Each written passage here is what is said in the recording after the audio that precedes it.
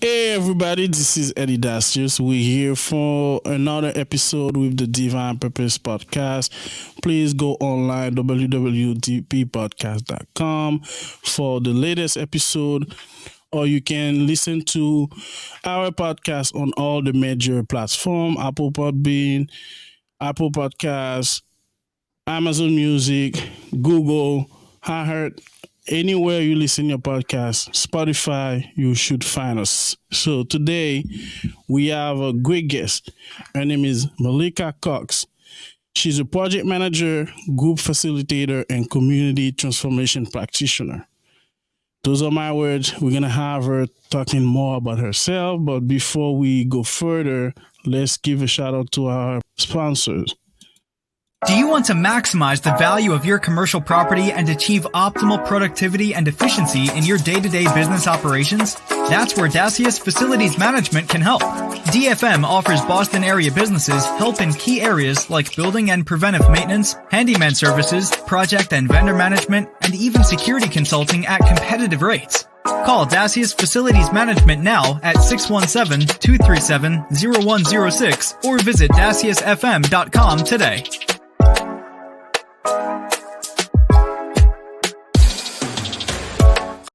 Looking for facilities management, call them now 617-237-0106 or go online www.daciusfm.com. Like promised, we have a wonderful guest. Her name is Malika Cox. Malika, how are you doing today? I'm doing great. I'm so happy to be here. Thank you so much for having me. Excited to have you, and we're gonna start the show. And we're here with a new episode with Malika Cox. Let's go with the show.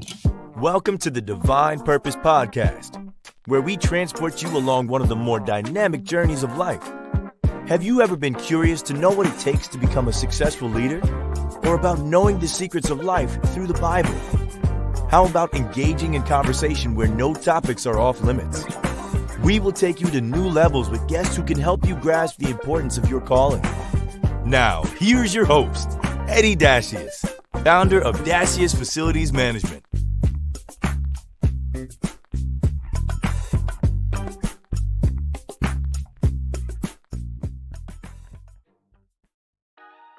Yes, so I don't know if you're familiar with this podcast. On Divine Purpose Podcast, it's all about the guest. It's about your journey. So the question we will start with you today is, what can you tell us about you?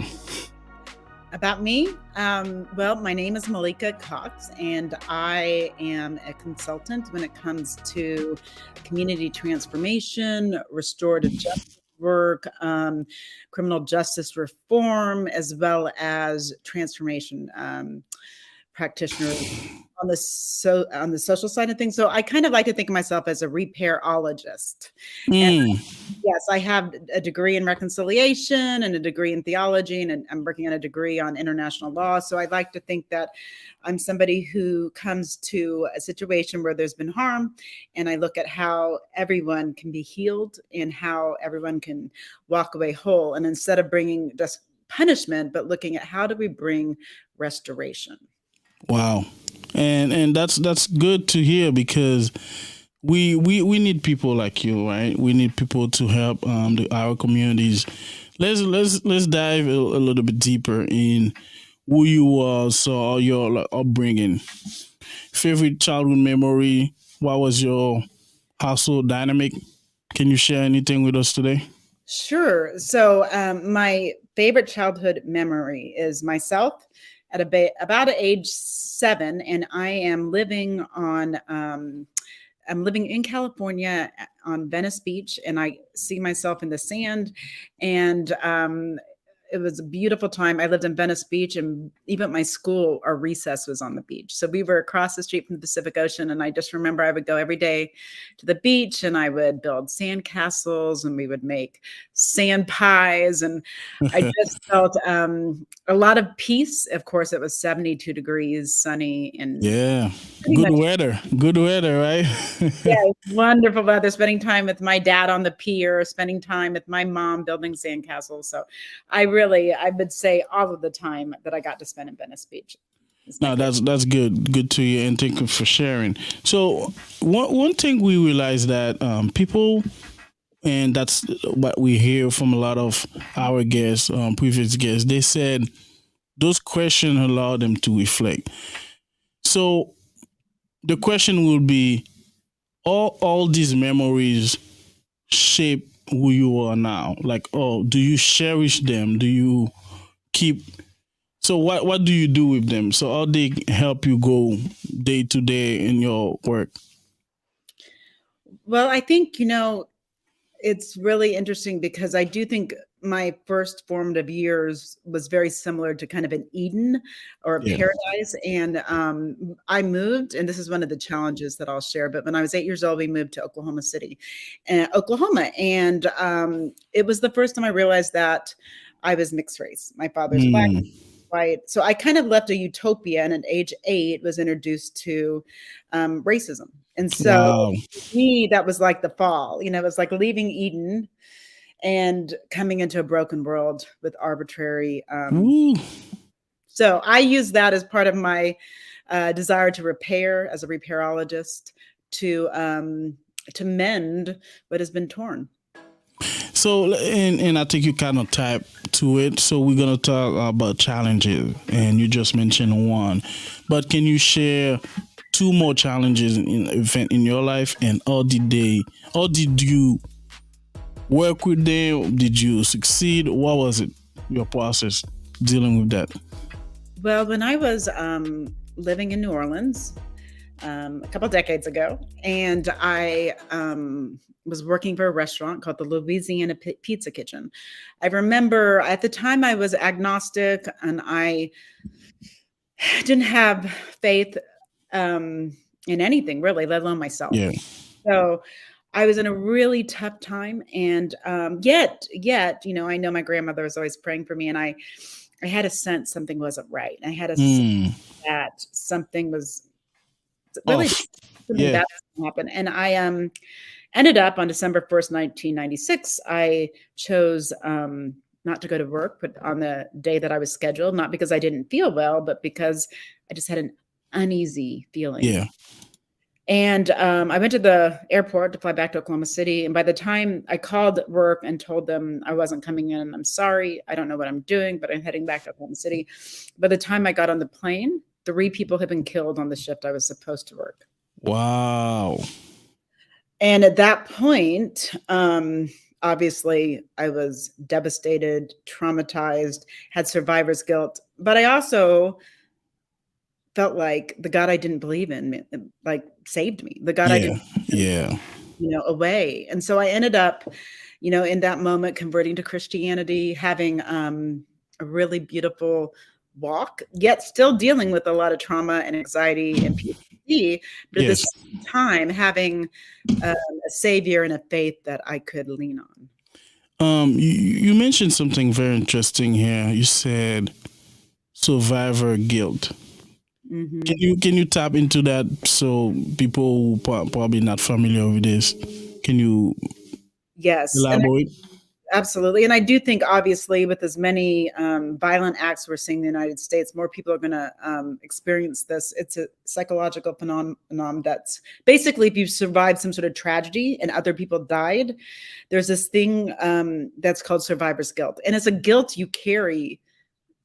Like, why them? Why not me? Why did I get to Yeah. survive? Why do I get to continue on when people I cared about or loved died? And it tends, I mean, there's a lot of psychological implications regarding survivor's guilt, Yeah. but it tends to alter and shape kind of who you are going forward. And obviously, there's tons of treatments now, and mindfulness, activities and things you can do to work on that. But for me, it will never really change the fact that I feel that I'm here to serve others.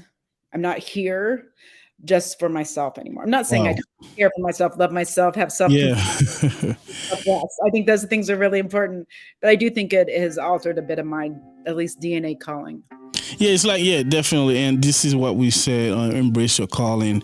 Maybe that was your spark, your spark moment where things kind of changed for you and kind of give you the better perspective or better sense of who you really are, what your purpose on this earth. But let's talk about accomplishment.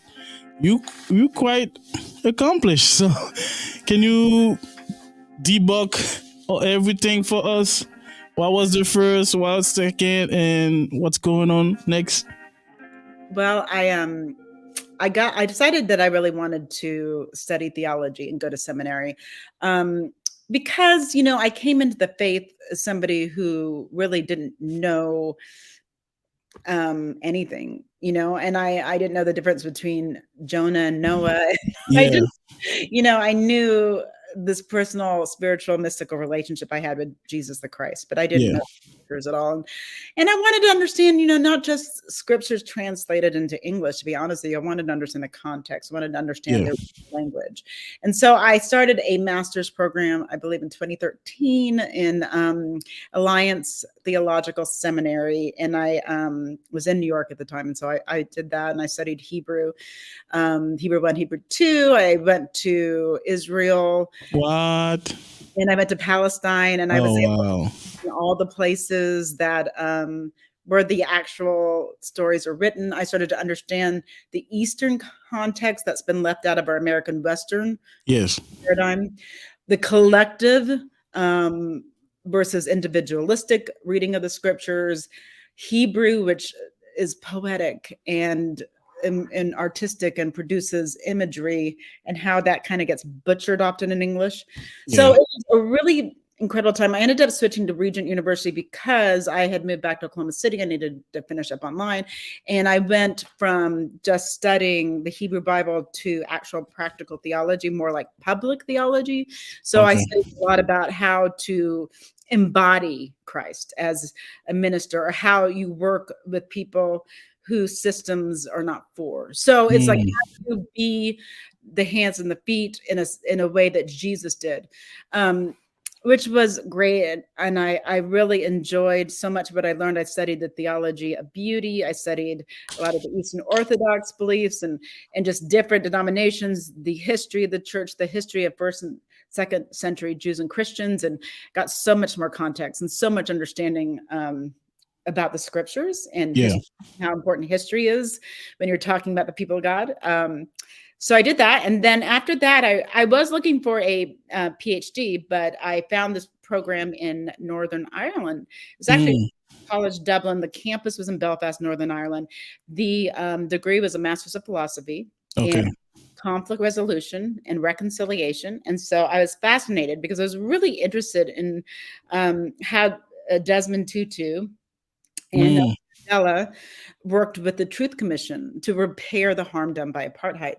And so I ended up doing this program. I really worked, I studied the Northern Ireland conflict. I studied the South African Truth Commission. So I saw the beauty, and I also saw the shortcomings. There are a lot of things that a lot of Black South Africans weren't happy about. The Northern Ireland conflict that were good, but there were things that weren't repaired during the Northern Peace Agreement. So I got to study that. I went to Israel and Palestine for 5 weeks. And actually was in Palestine. I was in East Jerusalem, and I studied peace building grassroots between in organizations that were jointly led with Palestinians and Israelis, and how they were working on overcoming asymmetrical power dynamics, how they were overcoming segregation, how they were overcoming all sorts of things to come together and try to work for equality and a positive piece, not just a negative piece. So it was really fascinating.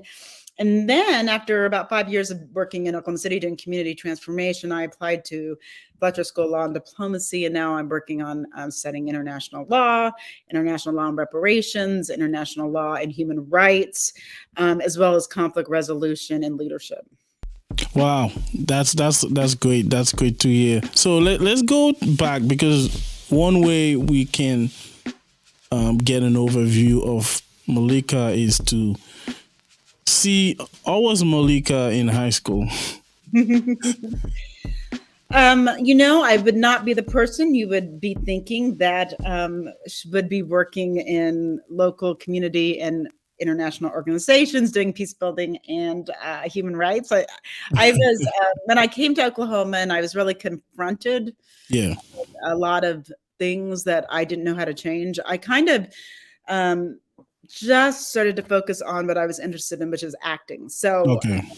I was in the drama club all through high school. We had each club had to elect a princess for like a Yeah. pageant, and I was the drama princess, which looking back now, I think is really funny because I wasn't. And I even moved to California afterwards and was at the American Academy of Dramatic Arts for a bit and studied acting. I did some Shakespeare at Griffith Park. I did a few just small parts, in like a Coke commercial, just little things. Not that I had a speaking role, but I did a few PSAs too, and some acting in Oklahoma City as well. So I really wanted to be an actor or ultimately a director. I really felt that story, which I actually do think is a beautiful way to bring people into higher truths, but Yeah. that story is a way to kind of pierce the heart and all the resistance when it comes to truth and just I still find it to be significant, and I'm really glad I had the opportunity to study. It actually prepared me for public speaking. Yeah. A lot of the work that I do, with connecting with different communities, is very important that I'm able to communicate well, and that so it was great. It's just you wouldn't have thought I was interested in international relations or community transformation at that time. And one thing and thank you for your answers. That's excellent and to hear, because one thing we like to hear and we feel like that's great for our audience is to say it's okay that you change course, because you never know where you were and you probably have to get to the path, and there'll be some bumps, and you still live your life. So now we had a guest. Her name is Jennifer Williams, and she was emphasizing on transferable skills. Mm-hmm. Anything you learn from what you're doing now in terms of being drama actress or working on your craft that you're using, and I think you just mentioned public speaking, you kind of get better at it. Is there anything else you're using from something you learned in high school or in college? Definitely. I do think, I think everybody should take theater. I don't think that it should be an option or an course. For one thing, actors tend to be more embodied. And so you embody the art. And I think a lot of people in America are disconnected from their body, disconnected from their calling, disconnected in the sense that they're kind of hopeless. And one of the things you do when you're acting is you really, you learn how to get into your body and also express your imagination through your body. So I remember I started acting class when I was 5 in California. We would, lie down, do breathing exercises, and then we would be told, okay, you're going to be a tree. And so you just have to kind of embody the sense of what a tree looks like. And you get comfortable feeling your emotions, being intuitive. Wow. The best secret I can tell anybody about acting is even if you have a line, you have to react in a way that you've never heard that line before. So, it's like becoming intuitive to the other person. You know what they're going to say, but you really have to be in the moment and respond in a way that is listening to them. So you learn to listen. You learn to be embodied. You do listen, just the basic skills of being able to speak and present and learn how to overcome, the fear of the audience. But ultimately, I think it allows you to use your imagination. Yes. And I think that we are discouraged from that as older, and I think actually we're able to do that. And this is probably gonna be a question for Hot Topic later, but I'm just giving you a heads up. So I don't know if you know anything about AI, but I feel like AI is diminishing creativity, where people don't spend the time to really.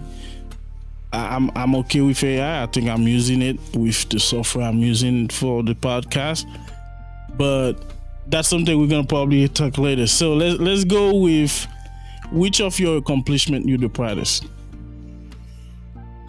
You know, I'm very proud of my degrees because I feel like it took a lot of work. I will say that my dissertation from Trinity College Dublin, where I studied peace building grassroots, it's called The Holy Cyberlands. It's Palestinian and Israeli peace building in cyberspace. Not only that, I did that right before COVID, so I was literally studying how people build peace when they're not in the same room, how technology can overcome power dynamics and finances and all of these things. And I did win an award for that, for the James Hare Dissertation Award, with another person, my friend Eilish, who did a brilliant job on Northern Ireland and some of the work she did there. So we jointly won that. And I love that I jointly won it. It was really great to be with my friend and realize, we got recognition for something that we really invested heavily into. And I mean, it was 72 pages, 16,000 words plus. Wow. And it was, I had to go be in a place where there was violence. And so it was like, that was intense. Yeah. And I think I summed it up well. I was able to share people's stories and keep their anonymity. So I would say probably the recognition from that, but even just writing it and whether it was recognized or not, I will say that that's probably the thing I'm the proudest of. And what's the best compliment you ever gotten? My gosh. It was from my dad.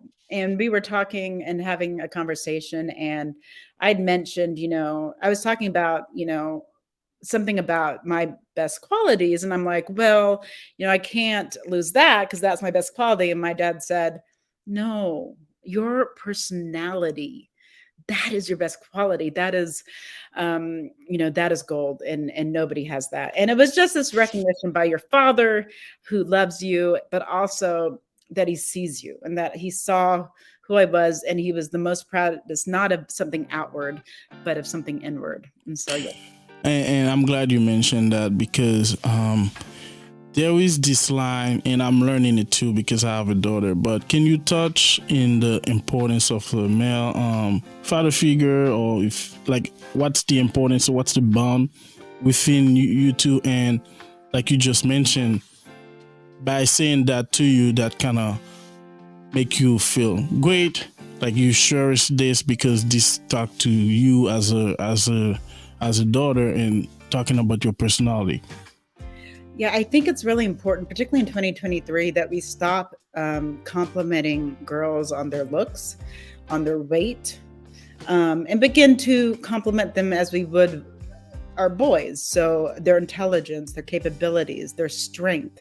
I think it's very damaging to somehow expect, particularly girls now, they're given many opportunities. And to continue to kind of have this cookie cutter thing for them to fill out. It's like, no, see them for who they are, their strengths, their talents, their weakness, their good character and their bad character, and accept it all and encourage those things that are not outward.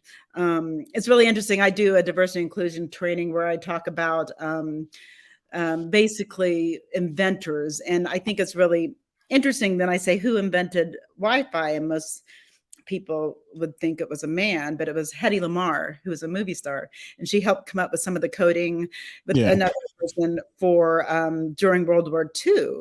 And I'm like, so if your little girl wants to be a movie star, she can also be a scientist. And I just think it's important to remember that. And also in GPS, the woman who created GPS was one of the Black women from Hidden Figures. So the way we GPS was by a Black woman. And I don't think we know these things. So it's really important to model, to get models for little girls who are not just superficial, but are accomplished, intelligent people, and see their selves authentically. And great answer. So do you think that, so now, how important is success for you? And how do you define success? I think success for me, and I how I define success is not in how much money you have, how many degrees you have, how much you've accomplished, to be perfectly honest. None of those things are success for me. I think number one success is, are you comfortable in your own skin? Are Wow. you, yes, are you authentically you? Or do you have a mask? You have to say it again. Sorry. Are you being yourself authentically, or do you wear a mask?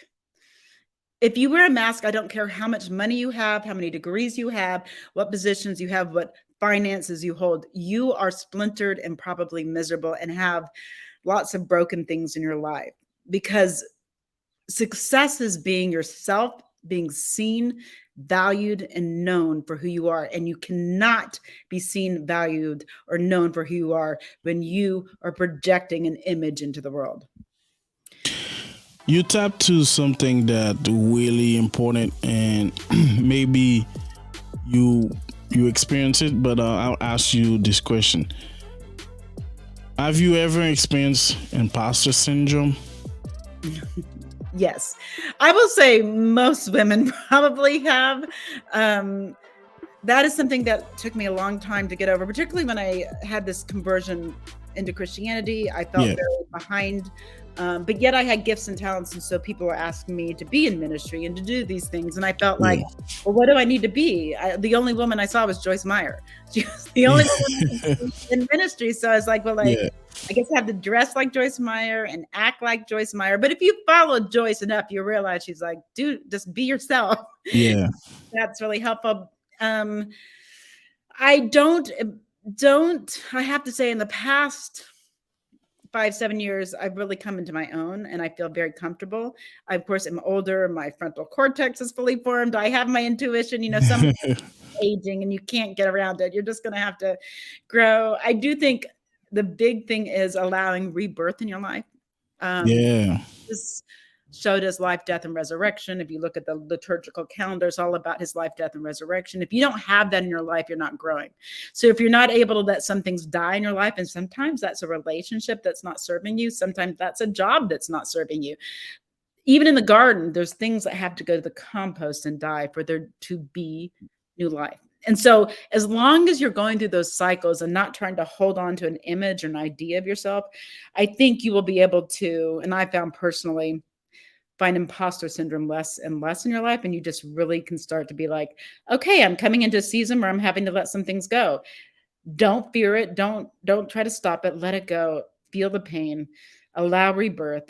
And then as you go into, you feel more and more who you are is the important thing. Being present, being known, being loved, being seen, and being there for somebody else to be known, loved, and seen.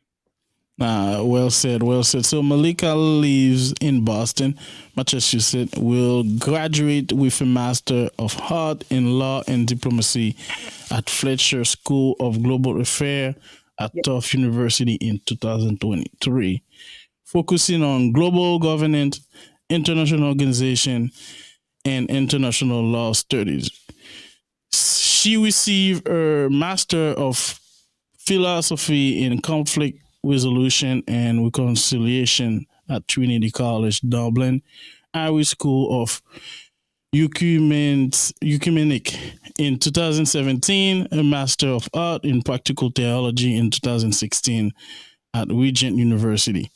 Wow, that's a lot. So let's take a quick break with Malika Cox, and we will be back. What comes before making a smart decision? Choices. A smart choice is the best option, which is who we are. That's why our clients expect more from us and, in return, get more in everything we do. We understand the problem. That's why we thrive for excellence. We don't just create a winning culture. We aspire to be a smart choice, a voice for solutions. We believe in integrity, professionalism, and teamwork. Our passion is to bring results from our clients by working harder, smarter, and faster. As a team, we always deliver because we recognize your needs. Choosing smart influences us to be the best version of ourselves. That makes us different than other companies. It makes us confident in achieving our goals. It makes us who we are. And it makes us DFM, the smart choice. Yes, that's his facility management. Call them now, 617-227-0106. We have Malika Cox today, and she did a great job talking about your journey, her calling, and what she's doing, and she enjoyed doing now. So you other questions in terms of, is there something you wish you knew before you started your career? Oh my. I mean, I think there's so much. I do think that life is about not just succeeding, but failure is great. People who aren't willing to fail probably won't accomplish all that's there. You learn much more when you don't succeed. You learn humility, first of all. You learn what you did wrong, Yeah. and how you can do things in a more, hopefully, caring way, ethical way, and smart way. I do think there's really important to not just work hard, but to work smart, and to allow for time to be. I guess the big thing to answer that question is honestly, how to have firm boundaries, to set time for self-care, community care, to allow rest to kind of permeate. One of the things that I pray for every day is that I have rhythms of work and rest and work. And I think it's really interesting if you look at even naturally and how the earth works, how is that we have a whole season dedicated to about to rest, which is fall. Everything is falling away. Then we have a whole season that's just devoted to rest, where everything's dormant. And then we have a whole season recovering from that rest. And then we have one season of productivity. It's summer. And I think that would be the thing, is like going into work where you're doing things that work with people who may be traumatized, people who are working, who are human rights and community transformation, all of these things. You have to come in yourself healed and whole, but also be willing to set tough boundaries. Now, I really don't think you can learn all of that until you experienced the fact that everyone's going to try to push those boundaries, and you just have to learn that I'm worth it too, and I'm repairing myself, and I'm priority as well.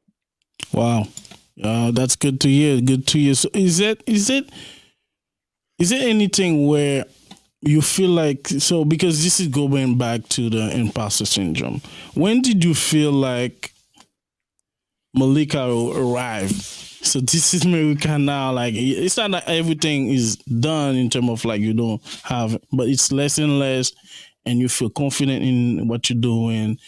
You put the work. Is there a moment when you realize that? I think it was probably in the past 5-6 years. Obviously, I still go into situations where I'm like, what am I doing here? I don't know anything. I have imposter syndrome. I mean, I don't think that's ever going to go away. I think if you think you arrived, you've lost it, because I just don't think that's the thing. I think we're on a journey, and the destination isn't the important part. It's the journey that is causing us to grow. And I think growth is everything. I will say, when I used to be really concerned about what people thought, and I wanted to do the work repair and healing, but I was so concerned with hurting people's feelings, or like saying things that might be considered controversial. And in the past 5 or 6 years, I really had to sit down and decide, what are my core values? And my core values, I decided, are truth-telling, restorative justice, and human flourishing. You don't get to human flourishing or even justice that restores when you can't speak truth. And often that means speaking truth to power. But what I did find is the more and more I was able to say, that's wrong, you're abusing that situation. I called up previous leaders. I felt more whole. I don't know, it's the whole thing that the truth shall set you free. But the more and more I was able to speak truth, the less and less I cared what people thought. And the more I was able to step into what I feel my calling. But as long as I was bound by other people's opinions, I just don't think anyone's going to fulfill their call if they're concerned with even close family members, bosses. Yeah. I think you have to be true to yourself, to thy own self be true. Or as Jesus said, the truth will set you free. Like when you get to speaking the truth, and sometimes you have to get angry about it. Like I think as long as you think that any emotion isn't beneficial in the right time at the right place, righteous indignation is important when things are corrupt. Okay. Shame is important when you've done something wrong, but but even misplaced anger, misplaced shame, those aren't good.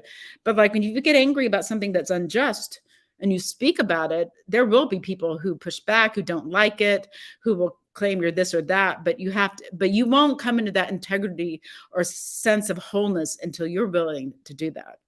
I Yeah, believe. yeah, and I agree with you. I agree with you because this is where I'm gonna talk more about this, where we need to understand we are powerful, and sometimes things happening where we felt differently, but we need to get to that level where we feel comfortable with who we are.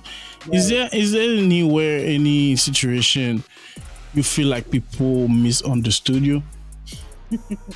Yes. So I would say in the past 6-7 years,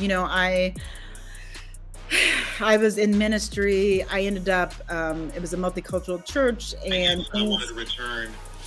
Kind of went a little bit, we had a lot of division in our church, particularly over politics. And I found that also there were some things happening behind the scenes that were not integrity filled or ethical.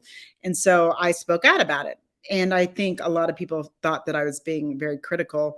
But then a lot of things came out, and that church doesn't even exist anymore because there was a lot of scandals. And so I spoke out before it was all publicly known. And I think people just thought I was being negative and critical. And then when they realized what was happening, it was like, oh, I understand now. And I do think that happens a lot. If when you speak up about things that are important, whenever you have courage, and I think there's a Brene Brown quote that's amazing about when you choose courage over like complacency, the people will be upset about that, and Yeah.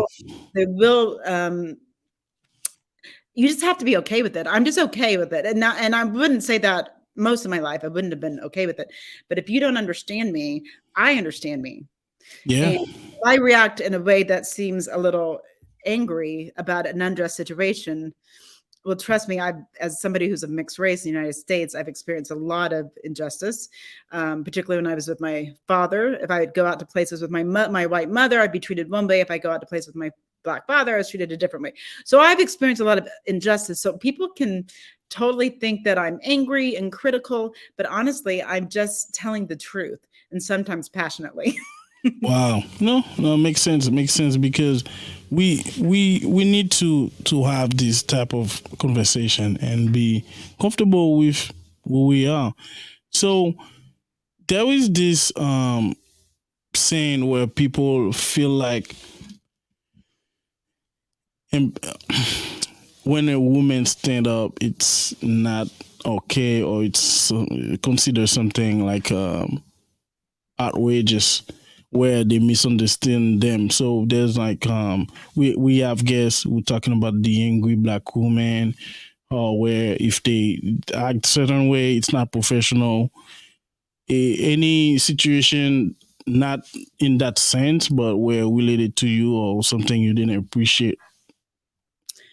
I think that that's a huge issue. Of course, I've had that quite a bit. People always telling me to calm down. You're imagining things. And then it turns out, nope, that's not just happening to me. And I think the important thing is people are people, and everyone's got gifts and talents, and everyone has emotions. And we kind of have this idea in society that we should look a certain way, maybe it be Leave It to Beaver or, some sort of kind of Stepford Wife thing. That is very unhealthy. And it leads to a lot of things like depression, anxiety.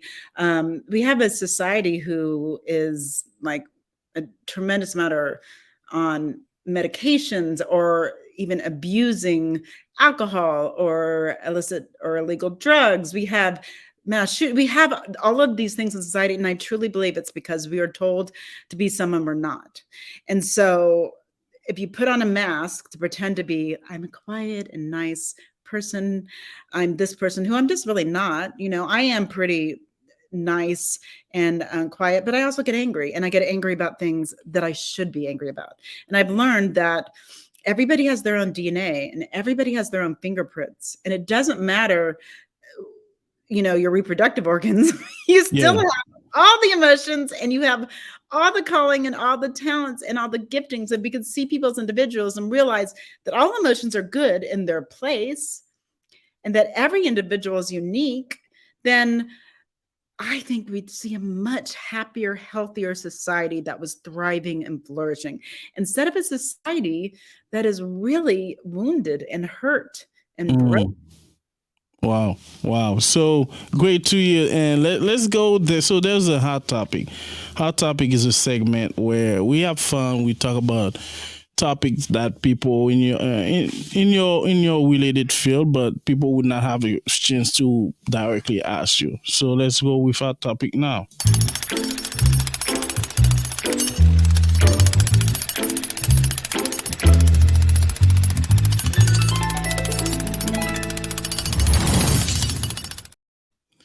All right, so hot topic for you. So Malika, can you talk about the growth or the importance of when a woman realize, like, which ultimate hype in terms of, like, you were mentioning something where you feel more comfortable who you are, you value your thinking, you value the way you process the world.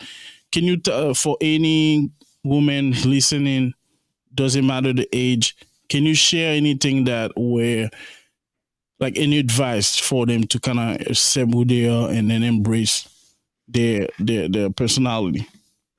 Absolutely. I think it's important as women to recognize our worth, to not buy into society's ideals of us, to not remain kidnappable by being really skinny and thin, is that is somehow brings value or worth to you or your family or your career.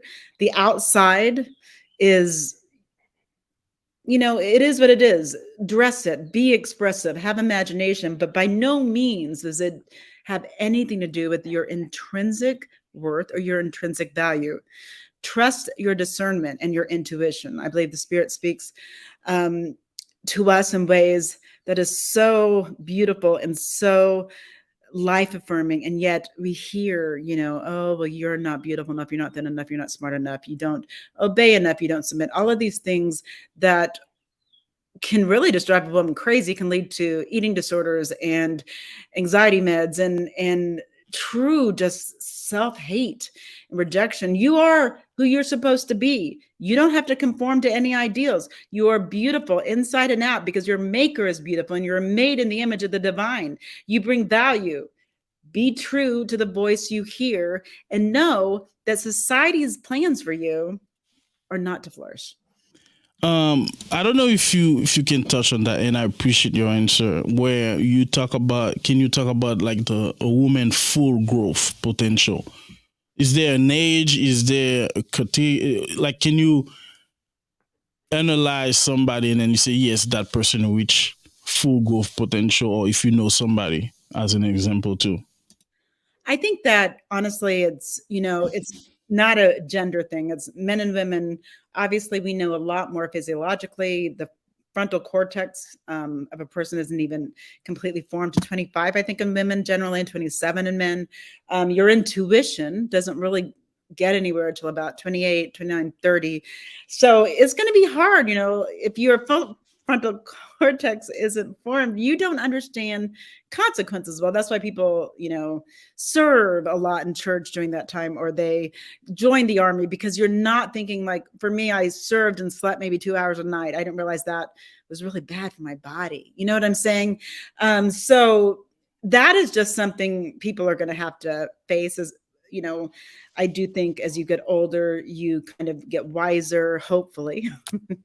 And at some point, you really come into your own when you quit looking at media or society or even people who wear the church authority badge telling you who you're supposed to be. When you start to like Like every morning I look at my vision board. It has my core values on there: truth telling, um, restorative justice, and human flourishing. I know those are my core values. I look at it every single day.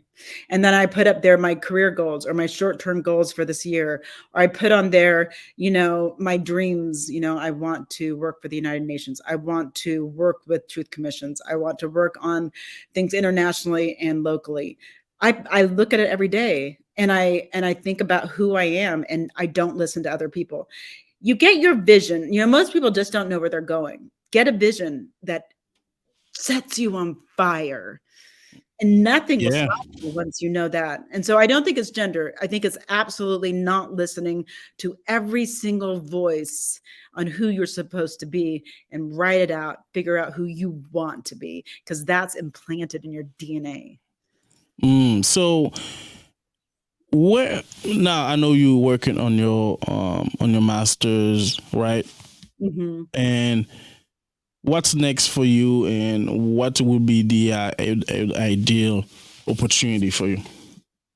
Well, right now I'll be finishing up, and I'm working in Oklahoma City on a local project, and it's we're kind of releasing it in 2024. It's called MEND, MEND. It's very similar to the Tikkun Olam, which I don't know is a Jewish concept about how you mend the world through acts of repair. And so we're going to be doing that here in Oklahoma City. We're also going to be looking at like some art and truth telling. Like I talked about, story is really important. And so we're looking at how we can reckon with our past, particularly as a state in Oklahoma, where we've had some really horrible atrocities, like the Black Wall Street bombing, where we had Jim Crow's the state's first law.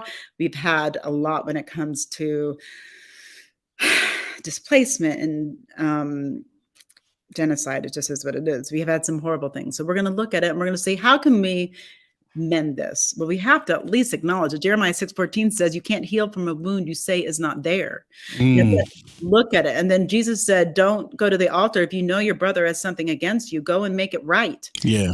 And Paul says we're called to be ambassadors of Christ for reconciliation. And yet you don't see that. So we're going to be talking about lament, which is an entire book in the Bible that we don't talk about often in the church in America.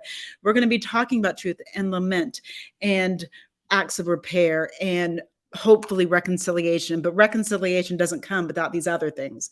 So we'll be doing that, which will be wonderful. And then I hope to be doing some things globally too when it comes to repair, with some projects that I'm working on right now that I can talk about more in the future. But you can find out more at malikacox.com, MalikaCox.com.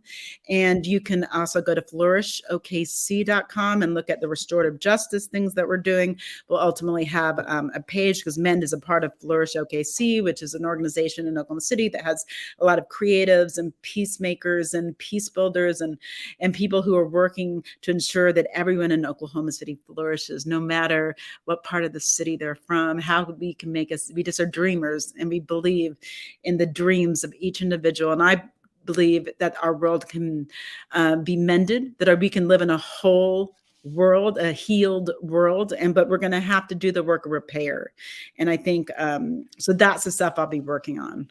Wow. All right. So do you have any interest in like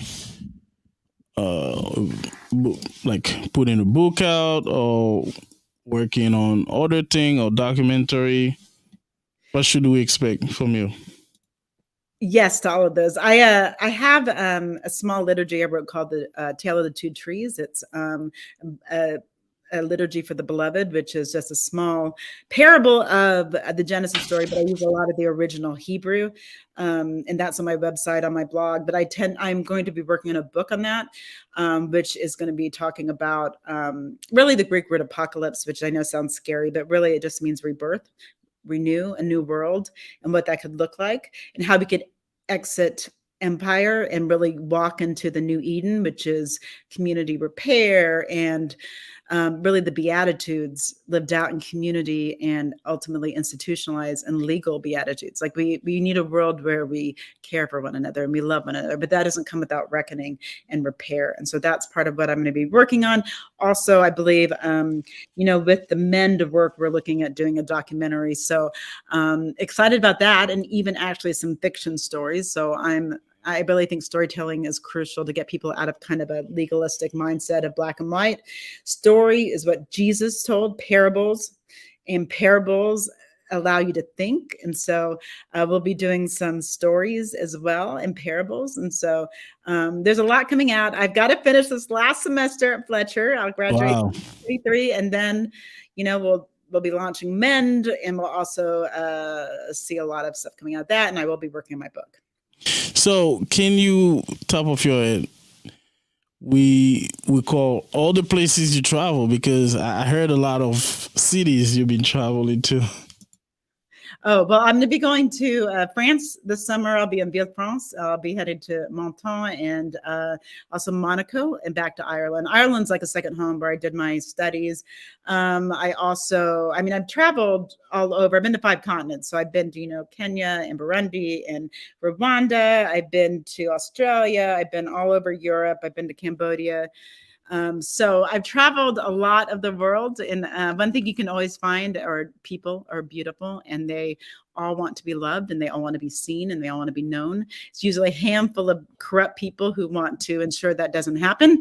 But I do believe that love will win out in the end, and that we can imagine a healed, whole, beautiful world for all. So let's say we have somebody who want to follow your footsteps. What advice can you give them? Follow me personally, or just follow Follow you personally. Okay. Yeah, absolutely. I am on Instagram. It's Malika Cox at Instagram. And I think my name on Instagram is just Malika. I don't have a Twitter account because I had a real issue regarding some of the things that happen on there, but definitely follow me on my blog, malikacox.com. My blog's on there. I'll be able to produce a lot more stuff this summer. And on Instagram, I often post things that are really important. I do a lot of my life too. I think I don't like to be just divided up. I want, I'll take pictures of when I'm in France, when I'm in Ireland, Boston, Oklahoma City, but also I do point out things about injustice. And, if you follow me, you'll know that I don't hold back. I'm very direct and sometimes passionate. So just be prepared if you're going to follow me. So now, but let's say they want to literally follow in your footsteps, become who you are now, where you had all these 30. The question would be, what it takes to be you? It's going to take a lot of solitude. And here's the thing. I'm an only child. So that is I'm not. I have 2 beautiful sisters. Sorry. They're half sisters though. And I was raised very much comfortable being by myself. So the thing is, it's still hard, even though I was raised an only child, to connect those times out of rest and silence and solitude and meditation, just meditating on maybe scripture, meditating on something simple as the word breathe. Yeah. I don't believe anyone on this planet will fulfill their call if they cannot get to know themselves and get to know the Spirit speaking through them. I just believe that contemplation, rest, and silence and solitude is the only way to get to where you're called to be. Wow. I like that. So this is, I think you did a great job on Hot Topic, and we're going to close it out to get to a new segment. So this segment is called Trust Me, I Know.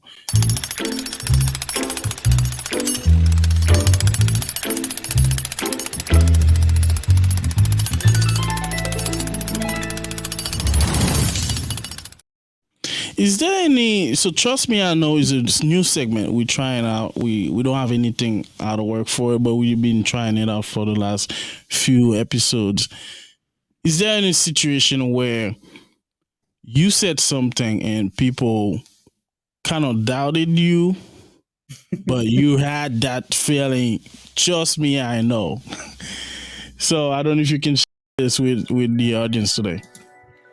Yes, I remember there was a game that some friends and myself would play in Oklahoma City, and then I played it in New York with a group of women from my church. And the game is dream big, and literally, you are allowed to say anything.